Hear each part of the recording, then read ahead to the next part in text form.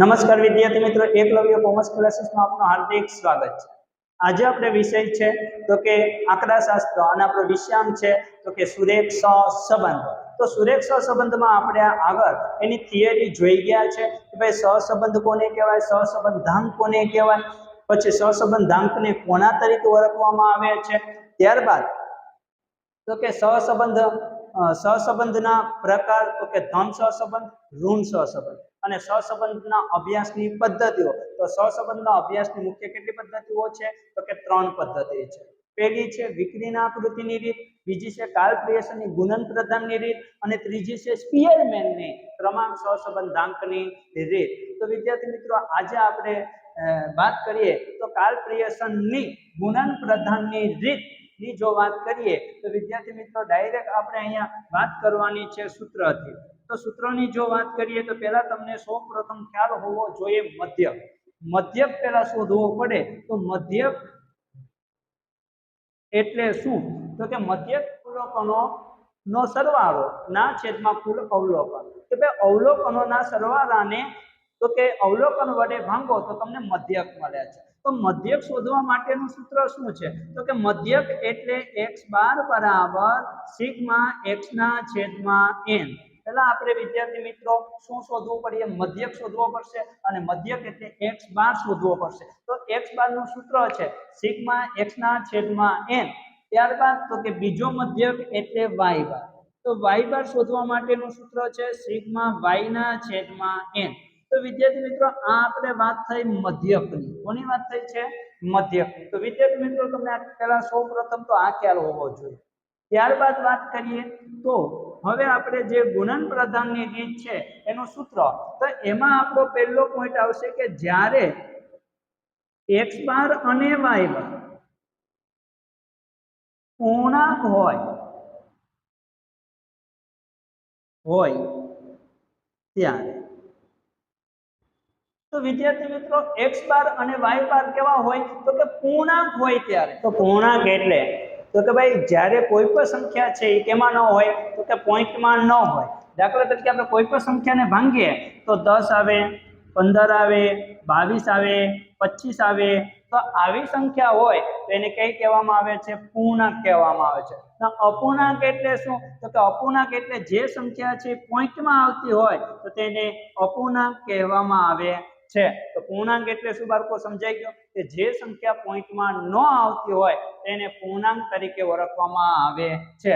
તો જ્યારે x બાર અને y બાર પૂર્ણાંક હોય તો ત્યારે સહસંબંધાંક, તો સહસંબંધાંક વિદ્યાર્થી મિત્રો કોના તરીકે ઓળખવામાં આવે છે તો કે r તરીકે ઓળખવામાં આવે છે। એટલે r બરાબર સિગ્મા x માઈનસ x બાર બીજા કૌંસમાં y માઈનસ y બાર છેદમાં તો કે વર્ગમૂળની અંદર રૂટની અંદર સિગ્મા x માઈનસ x બાર એનો સ્ક્વેર બીજા રૂટની અંદર તો કે સિગ્મા y માઈનસ y બાર એનો સ્ક્વેર।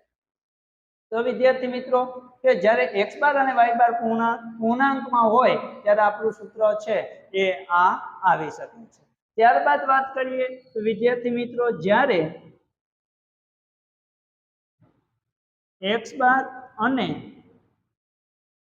y બાર અપૂર્ણાંક હોય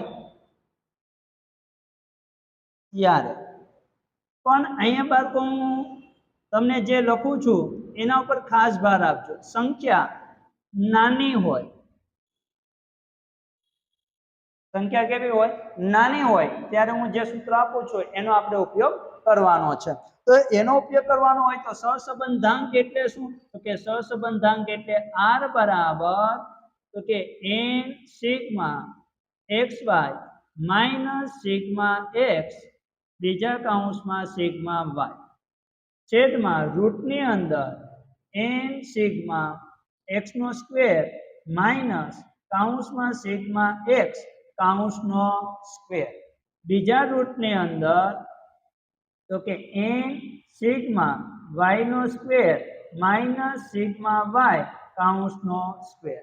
તો જ્યારે વિદ્યાર્થી મિત્રો x બાર અને y બાર કેવા હોય તો કે અપૂર્ણાંક હોય અને જ્યારે સંખ્યા નાની હોય ત્યારે આપણે x y ની રીતનો ઉપયોગ કરી શકીએ છીએ એટલે કે n sigma xy minus sigma x sigma y છેદમાં રૂટની અંદર n સિગ્મા x નો સ્ક્વેર માઇનસ સિગ્મા x કૌંસનો સ્ક્વેર બીજા રૂટની અંદર તો કે સિગ્મા n સિગ્મા y નો સ્ક્વેર માઇનસ કૌંસમાં સિગ્મા y એનો સ્ક્વેર તો વિદ્યાર્થી મિત્રો આ સૂત્ર પણ તમારું આઈએમપી છે આ ત્રણે ત્રણ સૂત્ર છે આઈએમપી છે ત્યારબાદ વાત કરીએ તો આ એક આપણું સૂત્ર છે કે ભાઈ જ્યારે x બાર અને y બાર અપૂર્ણાંક હોય